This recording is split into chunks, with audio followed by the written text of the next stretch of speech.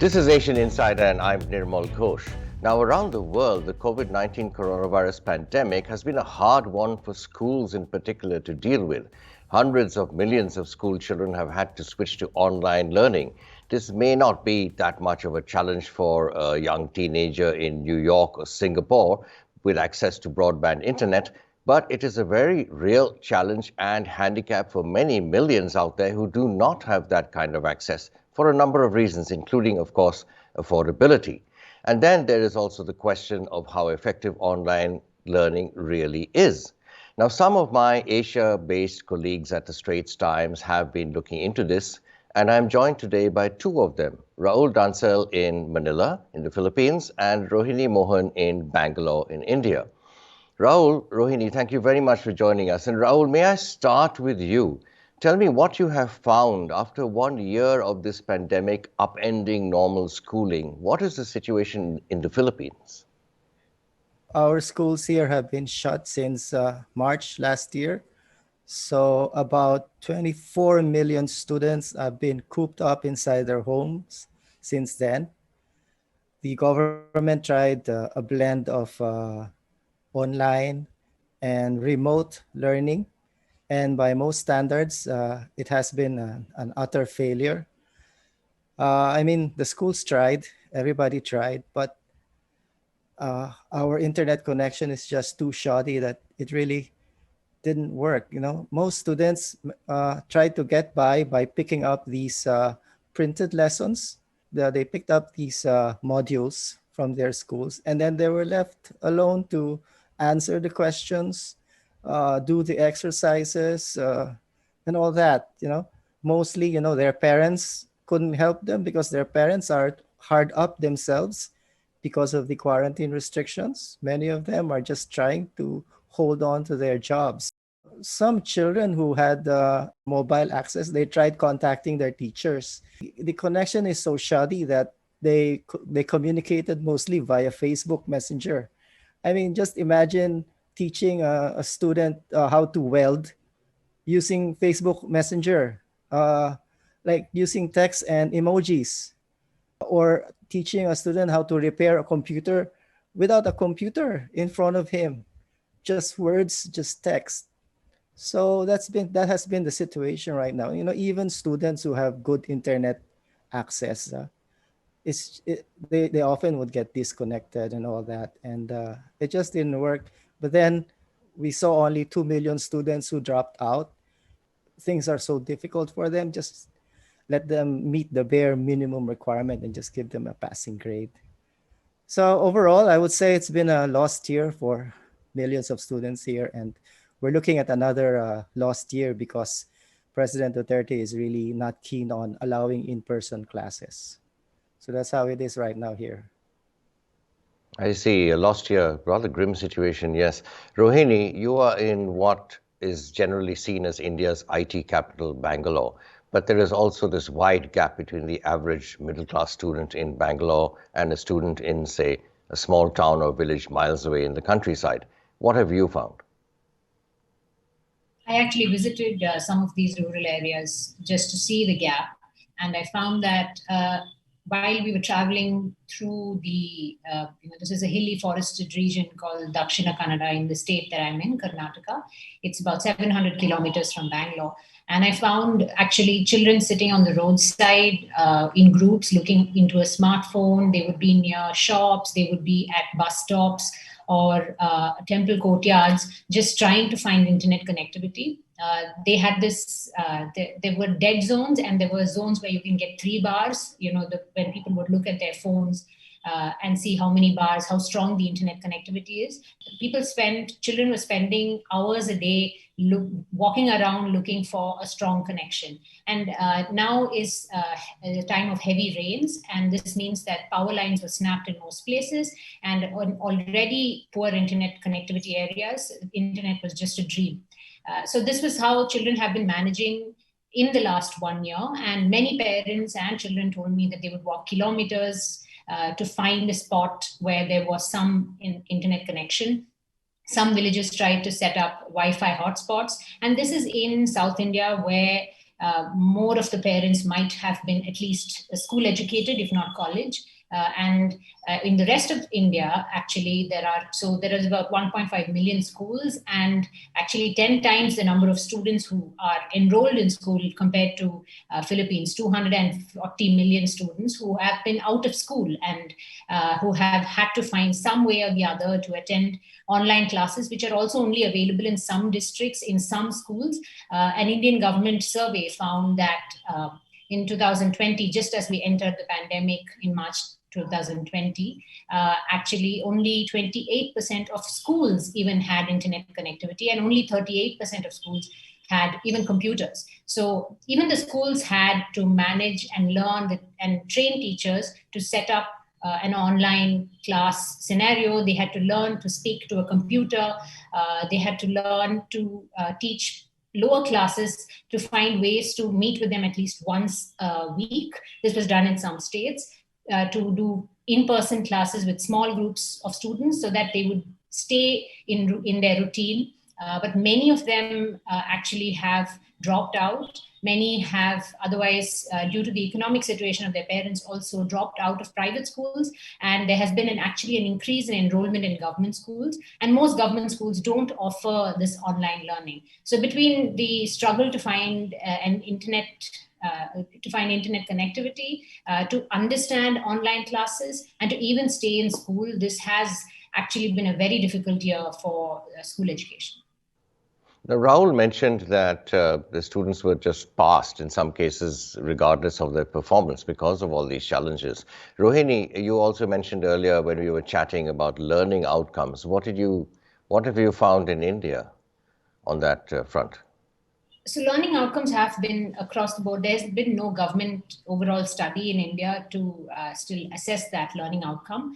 But most of the efforts in the government programs have been to prevent dropouts, because there have been lots of reports from child rights commissions and child advocacy groups that more children have joined child labor, have started working because they have time on their hands, and also because their families are in dire straits as the economy tanks.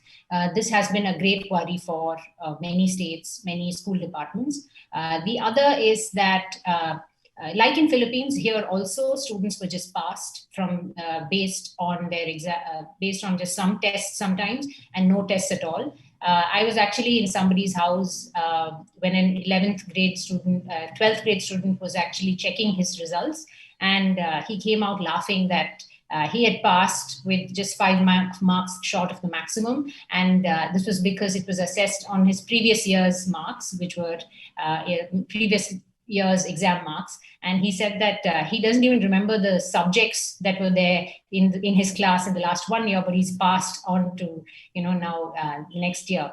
So this is the state. And there have been no studies really, but there has been an understanding that especially school students going in lower classes up to the primary classes have suffered more because their fundamentals are barely there. There was a parent I met, she said that her daughter, who was in the 2nd grade, I mean, it's only class 2, but had forgotten the days of the week. They also are kind of not learning if they went to English medium schools, they are unable to speak in English because at home they speak in their mother tongue. So that's another thing that parents are very worried about, that children are forgetting the things that they had started to pick up.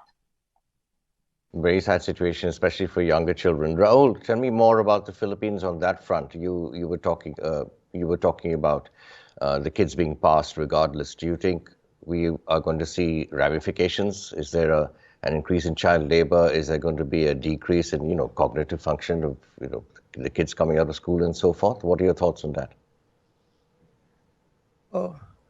Definitely, Nirmal. No, let me just add to the story of Rohini.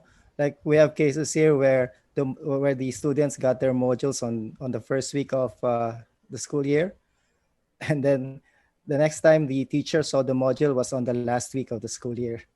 So throughout the year, the teacher wasn't even able to see the student and monitor how he was doing. But then the modules are so easy to finish. The answers for the multiple choice questions are already on the modules themselves. The only thing that the students really had to work on were the essays, and all these other practical stuff. Anyway, so that's basically how to illustrate the quality of education that the students here got last year. What is worrying really is that even before the pandemic, Filipino students were already way behind in compared to other students in other nations in terms of academic proficiencies. There was a World Bank study here released just recently that said our grade 5 students here have the mathematics and science proficiencies of grade 2 students. You know? So that's how, that's the state of learning right now in the Philippines. And so you can imagine how that will affect their future, no? Their employability, their ability to compete with workers in other nations. The Philippines is a big exporter of labor, because uh, we used to be very proficient in English and in other technical skills. So you have a lot of Filipinos working in ships, nurses. We have Filipino nurses everywhere. But with what is happening now, I think there will be a big gap with the quality of skilled labor that we are exporting. And ultimately, that will affect our economy because the Philippine economy is heavily dependent on remittances from Filipinos working abroad. So yeah, this pandemic is putting us so far behind everyone else, and it's really worrying. No?